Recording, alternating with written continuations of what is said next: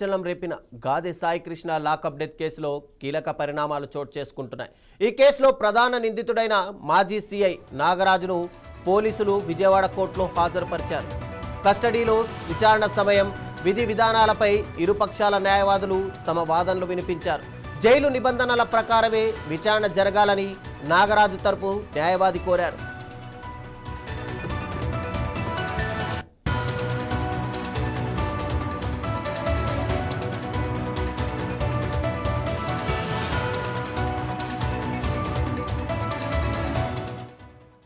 Jail rules ప్రకారం ఉదయం 10 గంటల నుంచి సాయంత్రం 5 గంటల వరకు మాత్రమే విచారణ నిర్వహిస్తామని సిట్ కోర్టుకు తెలిపింది.